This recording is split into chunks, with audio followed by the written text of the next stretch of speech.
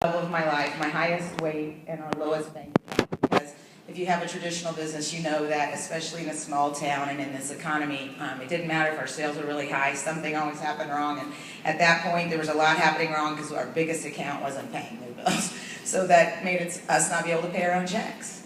And I do have to say this right now, because if anybody gets this on video, everybody needs to know, the mother of 7, the only way I'm up here is because I have a supportive spouse who's at home taking and loving on our kids.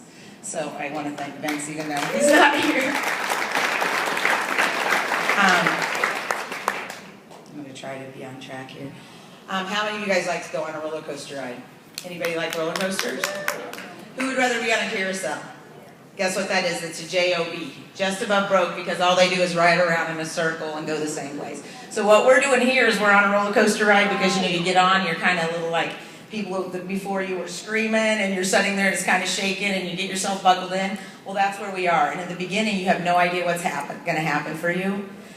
You only know what's to come. And what happens, you go up real slow. And in the beginning, this is kind of like a train. To get a train going, it takes a lot. You have to push real hard. But once you get that train going, can't stop it, can you? Oh, there's my family. There's my husband. There's my girls and my baby boy. 6 girls. That's why I'm doing this business. 24 proms. The truth. People used to talk about weddings. I'm like, are you kidding me? Weddings? Proms are ridiculous right now. We spend more on that than in my wedding. Okay, so anyway, what a roller coaster ride is it's life accelerated. And what we have here is, if you want to do this, you have to go through it. You get the emotions, you get the highs, you get the lows. You have to look at yourself and you have to grow. And it's really difficult to do. And most people aren't willing to do it. But you are willing to do it or you wouldn't be here right now.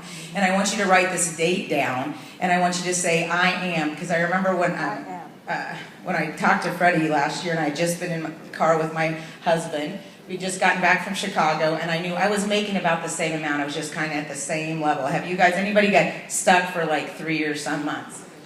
Kind of the same thing or going backwards? Okay, well, we came in and made about $8,000 our first 90 days. And I realized that, to get to a new level, you have to fight a new devil. And I knew I was really comfortable with the amount of money I was making. And I knew what I had to do was grow. There was no way for me to go further until I was willing to grow into it and see it. And I had a conversation. Freddie came and did a meeting for us in Kansas City. This is not on my notes. But anyway, and we were setting their computers down in the lobby of this. And he goes, you know what, $10,000 you can get, you can pay the bills. And at $30,000, you can get some lifestyle. And I was thinking $10,000, in Burlington, Kansas, really an extra $1,000, that doesn't, pays the bills. And an extra $3,000, which is what it would be, gives you a little lifestyle, right? And I was sitting there going, wait a minute, he means like $10,000 will pay the bills and like $30,000 a month. And it was like, oh my gosh, grow. I always wanted to get to 10,000. And so when I committed that day, not that day, but around then, I set my family down. I think I told everybody this before, but you need to hear it. Like, give them eyes to see, ears to hear, and a heart to understand what I'm saying, Lord. I said, you know what, family, we're going to pay a cost, but I know I can see this. And in I lost 24 pounds in 30 days on Ignite and started working my business consistently because, honestly, that was my problem. I worked really hard a couple of days because it was painful in my house. Mom, you're on the phone all the time, and da-da-da-da-da, and I was trying to sneak to work. And so I just set him down. I said, listen, I can see this. In the next 6 months, we can be at $10,000 a month. Your dad has worked in his business, our business, for 19 years, and if he doesn't show up, guess what? We don't get paid. And I said, if we will, it's going to cost me some time. And they were saying, Mom, we don't think you sleep. You're awake when we go to bed and you're up when we get up or in the middle of the night or whatever. But that was what I had to do. And I don't know what you have to do, but you have to do something different to get more. So you have to decide, am I willing to step out of my comfort zone, listen to what people are saying to you, and start actually doing it every day. Yesterday we heard a great point. Lacey talked about it like we all in the room knew, but a mentor of ours and an owner of our company said, the thing that you need to do is get into activity. It doesn't matter what they say. And it was such a great thing to hear. He said he put 10 paper clips in his pocket every day. And then every time he talked to someone, the paper clip went to the other pocket. I think pennies is good or, whatever. He went to pennies. But do something that, it's like a challenge getting there. You know, I'm just going to do it, because that's all it is. It doesn't. You can say the wrong thing to the right people, the right thing to the wrong people. It's all about timing. God already has them picked out. Okay, so this is what you have to do if you want to get to the check. One thing you have, I haven't recognized anybody. Jeez. One thing you have to do is you have to build leaders, and the way you build a leader. Am I supposed to do something with this? Okay, how to make a big check. That's good. What's happening? Okay, lead. Okay, the first thing you have to do is L. You have to be willing to learn and grow.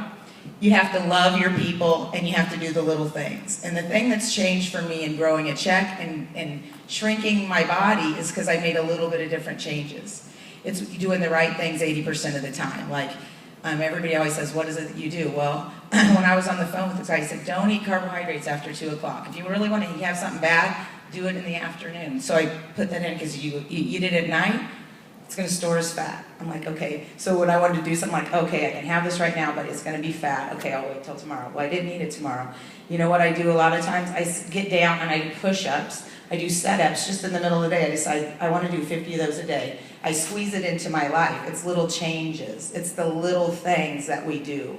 And right now, I am going to recognize my team. And I'm telling you what, I got the best team. I mean, we're all on one team, just like everybody else said. And I appreciate you guys so much.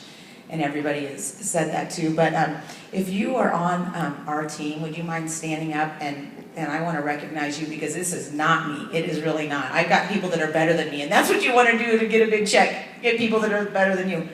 Hey man, you guys don't know you're on my team. I know there's people sitting down there. Woo! I love you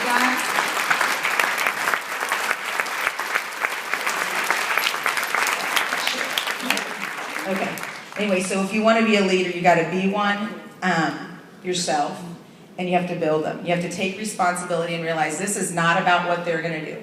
This is not about their decisions. This is your company, and you need to treat it like that. Don't look to the company and say, oh, they need to do this for me, that for me, whatever. I love what Lacey does. I mean, you guys have seen her brochure, unbelievable. She has done things because she says, I am taking this is my company. And it is your company. You need to realize this is your company and treat it that way. Don't act like someone else is going to do something for you. And then what you want to do is look for people that have different strengths than you and realize that you are enough. Okay, let's see. I'm running through this really quick. And then you need to be a servant. The best leaders are actually servers. And that's what you'll notice about Mark and Glenn is, you know, they're always getting up and taking care of other people. And that's what you want to do. That's what Jesus did, right? He washed their feet. The greatest leader there ever was, right?